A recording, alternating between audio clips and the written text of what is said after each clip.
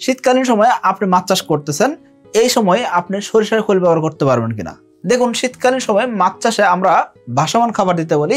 আমরা লিকুইড খাবার অর্থাৎ ভিজা খাবার অথবা সরিষার খোল এগুলো আমরা ব্যবহার করতে না করি।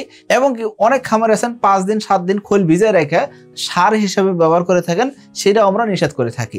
এখন আপনি বলতেন ভাই এগুলো কেন নিষেধ করেন? শীতকালীন সময়ে তাপমাত্রা এমনি কমে যায়, অন্যদিকে পুকুরে প্লাঙ্কটন বেড়ে যায়, এর পাশাপাশি পুকুরে পানির গভীরতা কমে যায়।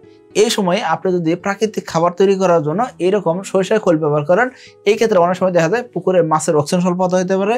একদিক দিয়ে পানির গভীরতা কমে গেছে, অন্যদিকে সূর্যের আলো কম পাইতেছে, যার কারণে পুকুরে তলদেশে যে প্লাঙ্কটন গুলো আছে সেই প্লাঙ্কটন গুলা অক্সিজেনের অভাবে পচতেছে, যার কারণে ওই জায়গায় গ্যাস তৈরি হয়। সো আপনি যদি আবার নতুন করে এখানে প্রাকৃতিক খাবার তৈরি করার জন্য কোনো সার ব্যবহার করেন বা কোনো ধরনের সরিষার খোল ব্যবহার করেন, সেক্ষেত্রে কিন্তু আপনার পুকুরের পানি মোটা হয়ে যেতে পারে, গাঢ় হয়ে যেতে পারে এবং কি পুকুরে মাছের অক্সিজেন স্বল্পতা হতে পারে এবং কি গ্যাস তৈরি হতে পারে। সো আমরা শীতকালীন সময় সরিষার খোল ব্যবহার থেকে বিরত থাকবো।